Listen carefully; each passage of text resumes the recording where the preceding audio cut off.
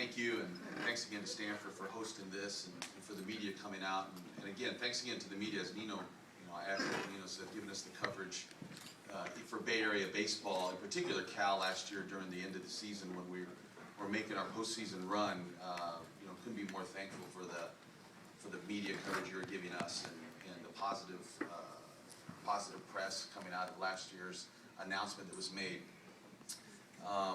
Obviously, the one thing that hit you in the face as far as Cal's concerned is, boy, what a difference a year makes. A year ago, we were filled with uncertainty at this point.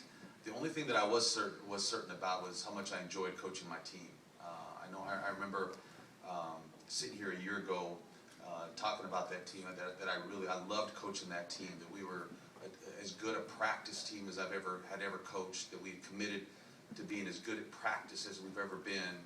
I'm fortunate that the same players that made that a staple of how we came out to the field day in and day out, many of those are back for us again. I feel that's kind of a culture of our program.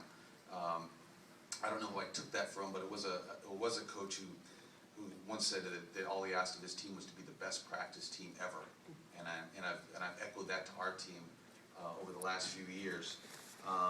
We returned a number of players from last year's team.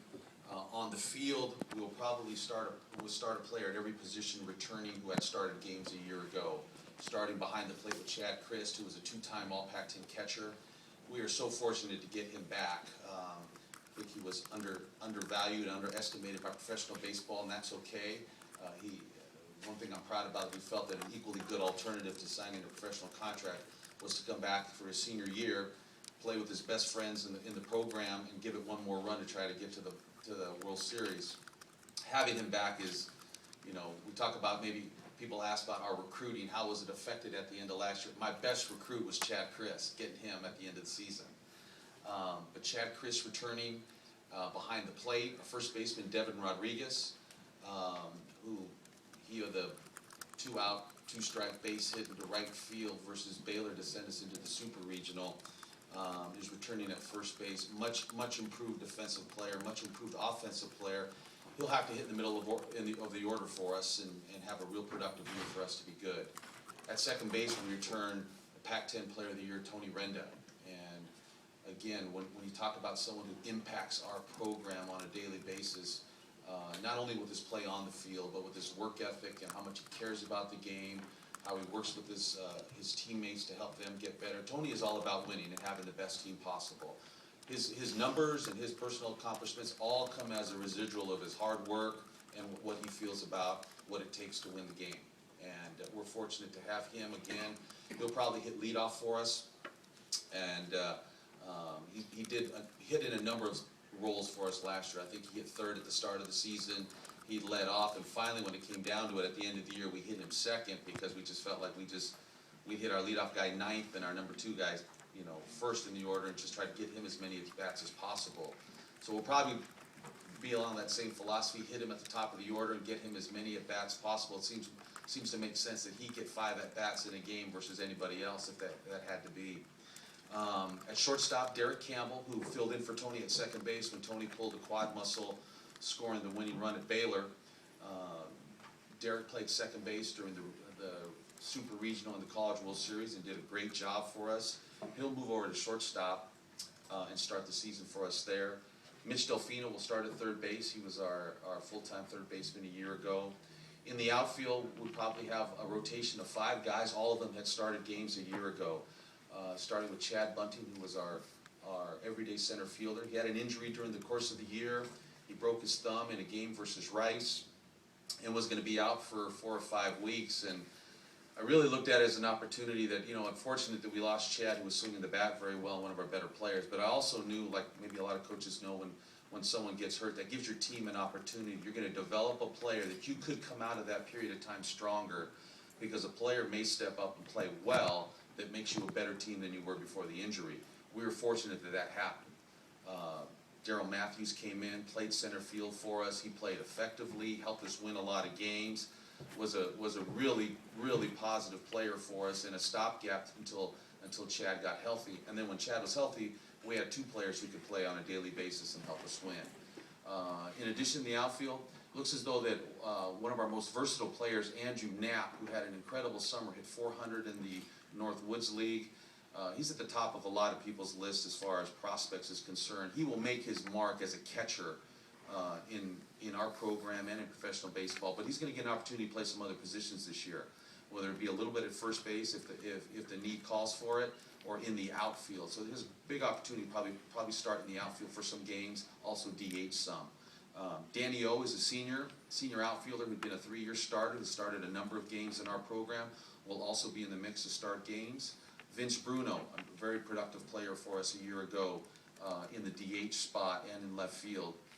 That'll probably be a rotation of 5 guys in our outfield that we're just going to have to find enough at bats, and then the competition will kind of see itself through, and the most productive players will continue to play. Like everybody, and like Coach mentioned, as far as college baseball, it comes down to pitching. What made us, probably got us over the hump last year, is not only do we have solid starting pitching, but many times our starting pitchers were handing the ball off to someone who was equally as effective. This year, I feel very confident in the starting pitching that we're going to roll out there on a weekend. Justin Jones will start on Fridays for us. Kyle Porter, who won a very important game down the stretch at Baylor to get us into the final game, and also beat Texas A&M in the College World Series, will start on the weekend. And then Matt Flemmer will probably slide from his closer role into a weekend starter. Logan Scott, who pitched great down the stretch, will probably close for us. And then therein lies the big question mark in our program is who else pitches. And we've got a number of names that are out there, but the key to our season, the key to our program, as Coach mentioned, is pitching, and it's going to be that second line pitching, because our team will only go as far as our development in the bullpen, or people stepping up and having good years for us who have been in the program before. Some of the names you'll see coming out of our bullpen: Mike Theophanopoulos, a left-handed pitcher who didn't pitch at all last year, but we brought him into the program to be an effective pitcher, and this is going to be the year we're going to give him the ball and ask him to really help out our team. Joe D'Onofrio, who pitched some limited innings for us a year ago. Joe is going to pitch a bigger role and has to pitch a bigger role for us to be the team we want to be. After that, we're probably going to be pitchers in the program that we're looking for development, and some freshmen who have also had maybe our best falls during the course of this off season. They're going to have to step up and be productive pitchers for us. I've told our team this, and I kind of believe that we've got some question marks as far as development and who we have to be from the start of the season to the end of the season. But even if I said we were to slide in as the 64th team in the field, the last team in, if we prove worthy of that, we're going to be one heck of it. We'll be hard to beat, and no one would want to play us at the end of the year. We're going to put out a pretty solid lineup, and if we can answer those pitching questions and deserve to be there at the end, we'll prove to be a tough out in the playoff. But we got to get there. So it's going to be development. New to our program, I think one of the things that maybe goes hand in hand with success, people want your people. I lost Dan Hubbs, my pitching coach. He'd been with me for 12 years, my right arm in coaching. But I brought in Mike New, who's been a very successful coach, was a successful player at Sacramento City College. He won a national championship at the University of Miami. He's been a head coach at Diablo Valley Junior College. A wealth of knowledge, connects with the players. It's been seamless as far as our coaching is concerned. Unfortunately, I've given him the heavy task of the development of our young pitchers this year. But I think he's capable of doing that, and we're really looking forward to it. 25 years ago, I was fortunate to play for a team for Coach Marquis. Even yesterday, as I looked into a mirror through my hat, I looked every bit of those 25 years, as I have no more dark hair below my hat anymore. But it's been 25 years ago playing on a team that I cherish that experience, playing with my very best friends. To this day, every one of my teammates, I feel like I call them up, and we would be as if we just had talked the day before. Felt fortunate to have a team that also had that same experience. Teammates playing with their best friends for their school and their university, for a team they love, capable of doing special things. We had that year, and we're probably going to be chasing that same dream again this year. Any questions? David, you obviously had a storybook season last year, but how much did it hurt your recruiting for this season, because the program was in limbo for so much of the year?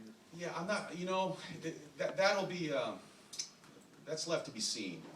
We did bring in some recruits that we really do like, and behind all those starting players, we've got some quality freshmen waiting in the wings to play. Chris Paul is a shortstop, third baseman out of Southern California, who's gonna be the next in line of one of our great players.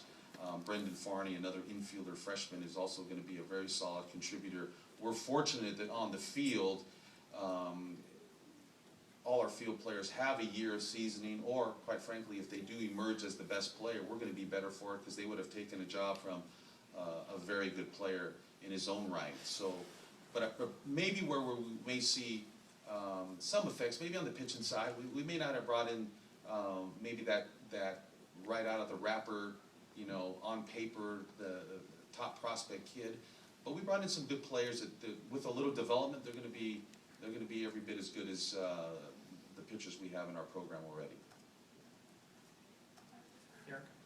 Yeah, Coach, just want to know, like, compared to last year where you guys had so much fire and so much to play for, it seemed like, have you seen any kind of difference in the work ethic or the focus of your team No. this time around? No, I haven't, and that's been one of the pleasures of coaching, you know, this team and this group of players is they know what is important as far as our program is concerned, which is effort and attitude during practice. And you know, we said that often, that you know, the greatest combination obviously is effort and talent. You know, we place a high value in their daily effort, and you know, kids like Tony and Justin bring that to the field every day. You know, I did mention to them at the start of the year that would be something, you know, not having that extra chip on your shoulder that your program was cut. You know, you're going to have to find that motivation from within to be a great player and a great team. You don't maybe have that outside us against the world feeling, but I don't think that's been a problem for us. David, a question about the fundraising. I mean, are you home free now? I mean, what is it gonna take to, you know, you went through such a problem last year with the budget being cut off and the boosters coming to your rescue. Do you have, is there enough booster money for you to say, okay, this program is home free for the next, you know, 20 years, or? Yeah, you know, the timeline we begin, 7 to 10 years, we are home free for 7 to 10 years. And in that 7 to 10 years, behind the scenes, the Cal Baseball Foundation is working towards securing the future forever through endowment. And so, you know, it's an ongoing process. The fundraising continues. I tell our alumni and our donor base, you know, as often as I get the opportunity to, is they can be rest assured that the program is in safe hands with the quality of people and individual that are working on the behalf of the program to move this forward in terms of revenue opportunities to secure its future, as far as donor opportunities to secure the future. There's a plan in place to make sure that this never happens to us again, and the people behind it are too good, they're too professional, they're too passionate to fail. And so I've got nothing but confidence, and I think anyone who's behind the University of California baseball program should be rest assured. It's going to take work, and it's going to take involvement, and people are going to have to be engaged and committed to it. But the right people are moving it forward. Do you have a way to reach into the Pac-12 network windfall as well? Is that part of the plan, or Well, is that money that you're just never going to see? Yeah, initially it hasn't been, you know, it hasn't been communicated that's going to be a big win for necessarily our baseball program. I think in the future, as Coach knows, that the Pac-12 network is using baseball as one of its, you know, its marquee sports to fill with content. And I think in the future, with Bay Area baseball, with the